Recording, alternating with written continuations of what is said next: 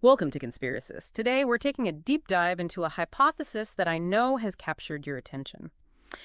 The idea that governments have intentionally concealed evidence related to secret Bible codes. Mm-hmm. You've shared a compelling collection of sources with us, and our goal here really is to objectively examine the claims and, the reasoning presented within those materials. Exactly. We want to understand the basis for these ideas and just get a handle on the various perspectives surrounding them. That's right. And your sources, they really range quite a bit. We've got detailed analyses of statistical studies, theological takes, and even discussions from online communities. Okay. So this mix lets us explore it from multiple angles and really dig into the core arguments. Good. Okay, so to start, let's make sure we're all on the same page about what exactly constitutes a Bible code, according to these sources anyway. The main concept seems to be equidistant letter sequences. ELS. Yes, ELS. So imagine you have a text, right? In this case, the Hebrew Bible. You pick a starting letter. Then you skip a fixed number of letters. Could be 10, could be 50, whatever the sequence dictates to land on the next letter. You keep doing that. Skip, letter, skipped, letter. Consistently the same skip number each time. Exactly, consistently. And proponents believe that using specific skip sequences forms, meaningful words or phrases hidden in the text.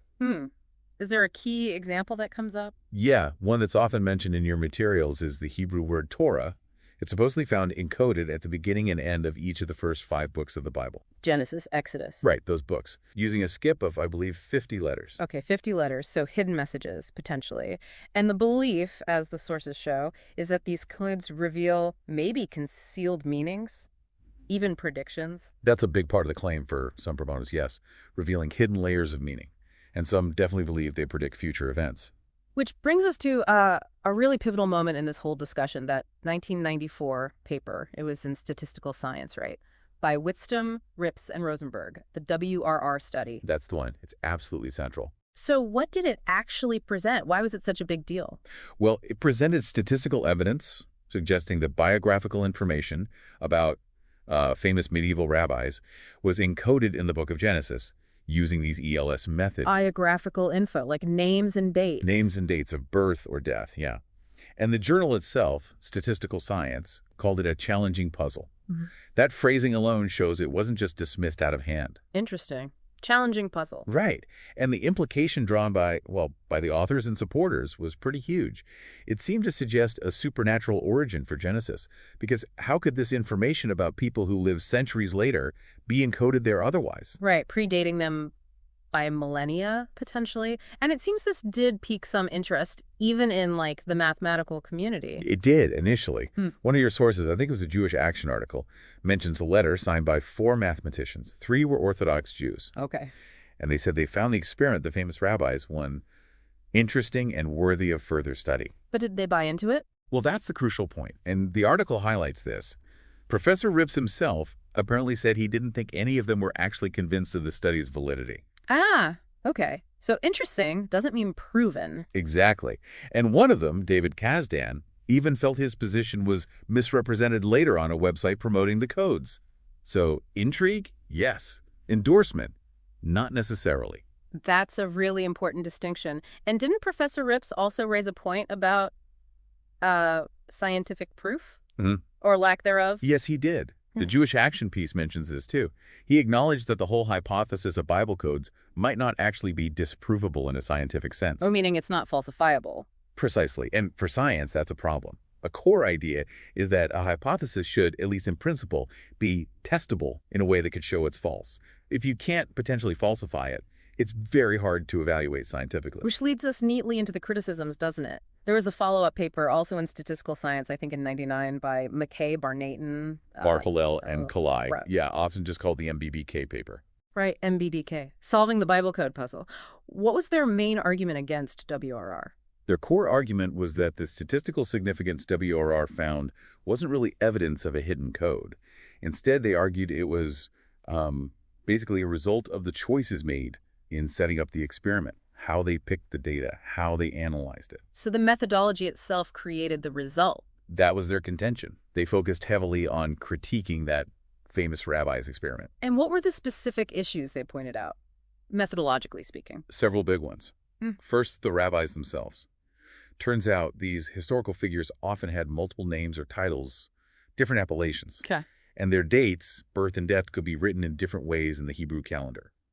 Sometimes the exact day wasn't even certain. So lots of variations possible for each rabbi. A lot. MBBK argued this created a huge search space. So many possible combinations of names and dates to check against the text. Increasing the chances of finding a match just randomly. Exactly. Purely by chance. To back this up, MBBK did their own test. They took the Hebrew translation of Tolstoy's War and Peace. War and Peace, okay. Yeah, a text roughly the same length as Genesis. Yeah. And they showed that by making what they argued were equally reasonable choices for names and dates of, moderately famous rabbis, they could find statistically significant codes in Tolstoy too. Wow, so the phenomenon wasn't unique to Genesis, according to them. That was their point. It suggested the WRR result might be an artifact of the method, not evidence of divine encoding. This sounds like the concept of overfitting that came up in one of the sources, the American Scientific Affiliation one. Yes, that's a good analogy. Overfitting is like, imagine drawing a line through data points on a graph. If you use a really complex, wiggly line, you can make it hit every single point, even the random outliers. But that line wouldn't predict new points well. Right. It's fitted too closely to the noise. Critics argued WRR might have done something similar. Their specific choices for name-date pairs created a great fit for Genesis, but it was coincidental and wouldn't hold up if you changed the choices slightly, even if the new choices were just as valid. There's also something about probabilities after the fact, wasn't there? An Einstein coin toss analogy. Yeah, the Jewish Action article used that. The idea is, look, if you flip 1,000,000 coins, you're bound to get some weird sequences, like maybe 20 heads in a row somewhere. Right. If you then point to that specific sequence after flipping and say, wow, the odds of this exact sequence were tiny. Well, yeah, but you searched through 1,000,000 flips to find it. It's different from predicting beforehand that you'd get 20 heads starting at flip number 500,000. So, applied to codes, if you search billions of possible letter snippets and patterns, you're bound to find some things that look meaningful just by chance. Reporting only the hits, without accounting for the vast search, makes the probabilities misleading. Got it. And were there also questions about the specific statistical tools WRR used? There were. Critics questioned the distance measures, how they mathematically defined how close a name was to a date in the text. Were they the most natural measures? Also, some debate about whether WRR followed the peer reviewers' statistical advice precisely. And a big one. They didn't really specify a clear alternative hypothesis. Usually you test your main idea against a null hypothesis like no code exists, but also compare it to other possibilities. Lacking that makes it harder to judge the test's power. And sensitivity. I read something about removing just a few rabbis. Yes, that was another critique. Apparently, the statistical significance dropped quite a bit if you remove just 4 rabbis from their list. That suggests the result might be overly dependent on a small part of the data. Okay, shifting gears a bit. Another huge point raised by critics is the text itself, the Hebrew Bible. Absolutely fundamental. The whole idea of precise letter sequences depends on having the definitive original text right down to the letter. But we don't really have that, do we? Well, that's the scholarly consensus.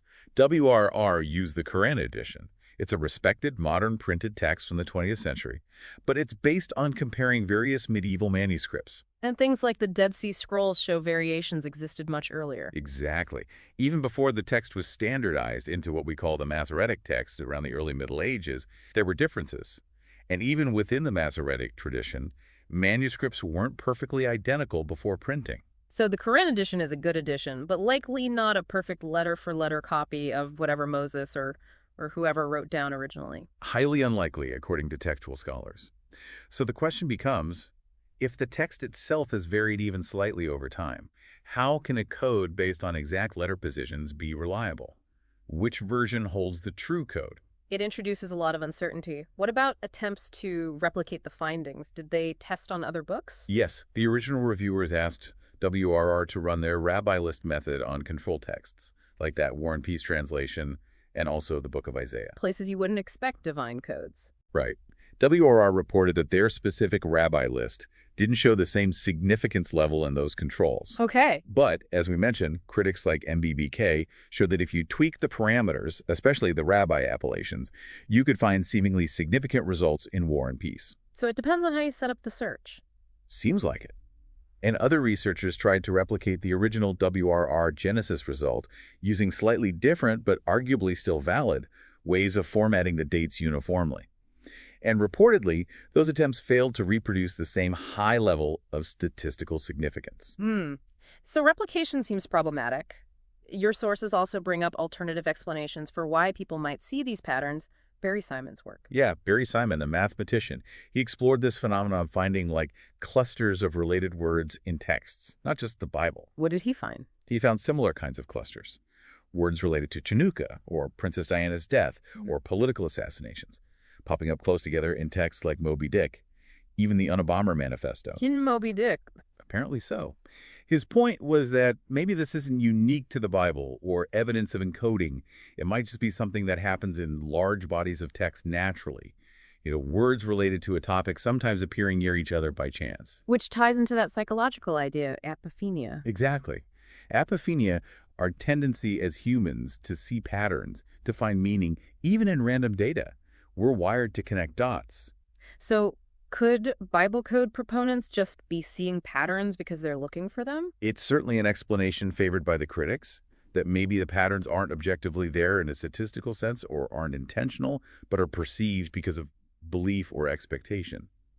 It's important, though, to distinguish this modern statistical code idea from, say, historical Jewish mysticism like gematria. Right, gematria is different, assigning numbers to letters. Yeah, different principles, different goals, though both involve looking for non-literal meanings. Okay, one last area we should probably touch on briefly is prediction. These codes predicting the future. Michael Drosnin's book made that famous, right? Yes. Drosnin's The Bible Code really popularized the predictive aspect.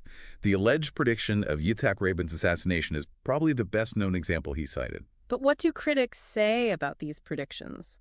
The main criticisms are, one, they're almost always found after the event. It's easy to find patterns retrospectively. Two, similar predictions of events can often be found in other large texts, too, if you look hard enough. Like finding Rabin's name near assassin, in Moby Dick, perhaps. Which might happen by chance. Right. For a code to be truly predictive, scientifically speaking, you'd need to use it to forecast events before they happen, with very specific, predefined search terms and outcomes. That hasn't really been demonstrated convincingly.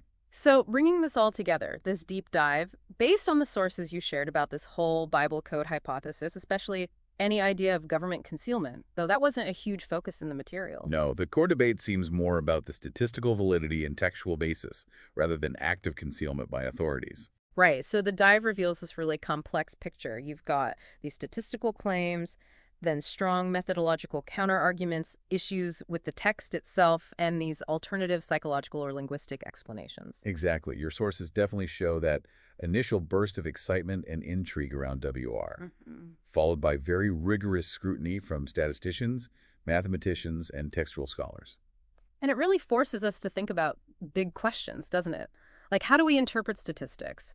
What are the limits of analyzing ancient texts? How does faith interact with empirical evidence? Absolutely. These are fundamental issues that the Bible code debate brings to the surface. So while the idea itself, hidden messages in ancient scriptures, remains fascinating for many people. Sure. It's inherently intriguing. The prevailing view, at least within the critical analyses presented in your sources, seems to lean away from intentional codes, or certainly government cover-ups.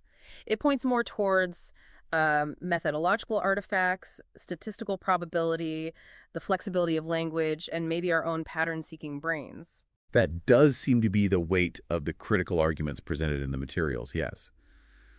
Less about concealment, more about whether the phenomenon is real in the first place or if it's explainable by other means. Well, thank you for bringing this really thought-provoking set of sources together and walking through them with us. Our pleasure. It definitely raises questions about how we evaluate evidence, especially for claims that are, well, pretty extraordinary. Lots to think about. Indeed.